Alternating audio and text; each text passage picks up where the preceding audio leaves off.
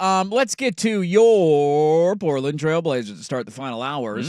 So we went to Tennessee earlier today. You can go check that interview. Was highlighting Dalton Connect, the player he is, and really good inside info on kind of his mentality, his character, and all that. A guy who Portland might take with their 7th overall pick. Kevin O'Connor is out with a new report on the NBA draft. On the NBA Draft podcast. And he is saying that the Toronto Raptors, Cleveland Cavaliers, and Portland Trailblazers are all attempting to trade up in the draft, and that Portland is attempting to secure 2 top 10 picks. How do we feel about that? Great. Feel good? I mean, it's always makes it more interesting if your team's going to be in the top 10 of a draft when you clearly suck and you just need talent. They had a massive workout. I know Danny covered this extensively, but it was reported by Jonathan Wasserman of Bleacher Report, does mock draft stuff. He broke the news last week of there was going to be a 3-on-3, and then all these big prospects were coming in. The agencies are trying to shut this information down because they don't want their guys leaked and tied to any teams. Mm-hmm. It's really stupid, in my opinion. Just go work your guys out and let their talents sort that out. Yes. But there was a big workout yesterday, and Kevin O'Connor coming out on his draft show saying Portland, along with Toronto and Cleveland, are 3 teams looking to move in the top 10, and Portland wants 2 top 10 picks. If that is indeed accurate, and I don't have a reason to not believe Kevin O'Connor, that would lead me to believe that the Crone Zone is quite in love with a couple dudes that they want to make sure they're not going to miss out on. Now, I'm going to believe that one of these is going to be a swing. T1 Saloon, you just don't want to risk that he'll be there at 14. Yeah, let's get to 8, 9, 10, somewhere in there. Well, these Hopefully mocks have been there. stupid, and I don't mean no disrespect to people doing them, but these mocks have guys like him going up to 5, and then a week later he's down to 13 to 12 to 14. It's just like, that's where we're at with this stuff. If the Crone Zone fell in love with 2 guys that they don't want to miss on, all right, go get them. I have zero problem. We won 21 games. This draft is not going to make us be a 50-win team next year. No. If you truly believe there are 2 dudes you don't want to miss on and are worth trading up for, go get them. Please go get them. Yeah, it's interesting because it might be a draft that is a little bit easier to move up and go get somebody that you want because of how weak the draft class is perceived. And we've highlighted this a million times, but when you have mocks, like Holdall sent a tweet out a couple of weeks ago with different mocks that have Portland taking a certain guy at 14 and a couple of them, and then a couple other mocks had that guy not even as a first-round pick. Like, that's how widespread the logic is here. And so to your point, like if there's somebody you've identified as a player that you really want to go get, you have no clue where he's going to be at on everybody else's board. But that also doesn't guarantee that he's going to slip to 14. And in a weaker draft, that is at least perceived by most to be a weaker draft, your ability to trade up and go get the number 8 pick, the number 9 pick, the number 10 pick, or wherever spot you're trying to trade into is greatly enhanced because it's not an elite field, right? Like if you had one of those drafts that was deep top 10, all these guys feel like potential all-stars, those teams are going to hold on, they're going to clutch their pearls and hold on to those draft picks and not want to get rid of them. This is not perceived to be a great draft class, so there could be a handful of teams in the top 10 who are just looking at it and saying, we don't really like any of these guys. It's an absolute flyer. Some of them maybe want to win sooner than later, and so if you could part with one of your veteran players potentially to go move up and get that second top 10 pick and say, hey, help now. There's that player. We're going to go take a flyer on this guy. I'm not still sold on this draft class, but I'm not opposed to the logic there. The latest ESPN one with Gavoni and Wu has Portland taking Jacoby Walter at 7 for Gavoni, and Wu says best value at that pick would be Cody Williams of Colorado, who we're quite familiar with, watching him in the Pac-12. And then at 14, I just had it up here. At 14, they've got Portland going T1 Saloon, the French kid who's really young, but he's massive. I think he's 6'10". He's the flyer. Shouldered. He's the let's take a gamble on a guy. Yeah, he shot the 3 okay. Like, that's the upside. This dude, if he can physically figure that out and then also learn the game as he goes, That's the upside, and Wu has the one that will absolutely piss people off. The Dillingham kid out of Kentucky, the 6'1" point guard. Yeah. That some say is an amazing ball handler. He's explosive, but he's 6'1". He's so. 6'1", and it's another guard.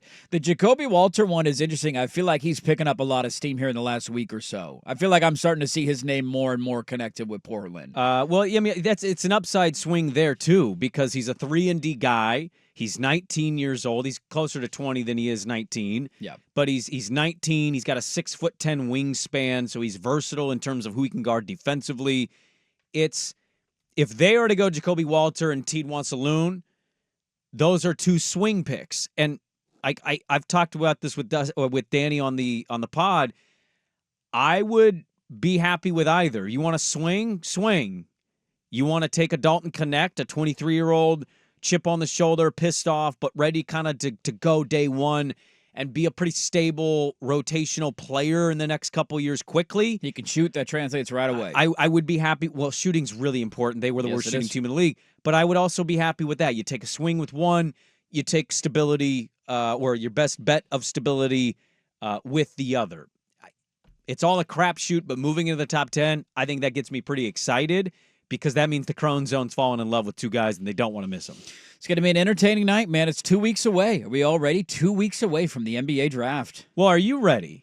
How much draft stuff are you consuming? I mean, I look at mocks. I'm not diving into player profiles on every single guy because it's so all over the board. I've seen Portland mock to draft like 17 different players. Yeah. Nobody has any clue who the hell they're going to take. So I dive in just to see what the intel is of people who were plugged in. I think Kevin O'Connor is a plugged-in guy, and so if he's hearing that Portland wants to trade into the top 10, I think there's some validity to that. Doesn't mean it's a guarantee it's going to happen. But they're sniffing around a little bit, and maybe there's somebody they're really eyeing that they would like to go get at 8, 9, or 10. I am ready. I've told you, this is it. This is your season. None of your games matter. Your team sucks. There's no hope in the short term. These are the days that matter. These are the days that decide, is this going to be a 10-year rebuild, a 4-year rebuild, a 12-year rebuild, a 7-year rebuild? If you whiff on this draft, go ahead and punt on 2 more seasons. Oh, yeah, easily. Well, if not more than that. There's a shot that you whiff, but we don't know if you whiff based on who you take for 3 years. That's the whole point. That's the tough part with this. Like, if you don't hit on these guys, we're not going to know right away. I'm not going to come in with hot takes the day after. I hate this pick. I love this pick. Tidwan Saloon. He's 0 for 4, 3 games in. I'm off. Like, who the hell knows? But if you don't hit on 1 or 2 of these draft picks, yes, good luck, buddy. You're mired. And here's the other thing, and this goes then back are we to still Johnson. crone zoning? Are we still believing the draft evaluation process? If the Crone Zone pulls this off, and they are able to get 2 top 10 picks, and these are the guys, this is where we go back to the end of season press conferences. He and Chauncey better be on the same page, and Chauncey better play these guys. Yes. And get them in there and get turn rid of them your loose. veterans. Whoever you believe that you're going to build this thing around, that the rebuild starts or continues or resets with these young guys, whoever it is. Scoot, make your pick. But all these guys better play. If Chauncey's worried about his winning and losing record at this point and doesn't want to see it get any worse, they got to make a move before the season starts. On that note, too, Swag, I think we talked about this with Richmond on the YouTube Overtime at 1080 The Fans page. They put out a highlight video of one of the workouts, and I noted that in the highlight, they made sure to scan and have a highlight that showed Joe and Chauncey sitting right next to each other talking. Simpatico, man. They're right there. Same page. I know people can poo-poo that. That's not an accident, that highlight made it in so you could see that. And by the way, still haven't had any assistant coaching news yet. Still going. I think we're on 53 days now since Steve Hetzel left.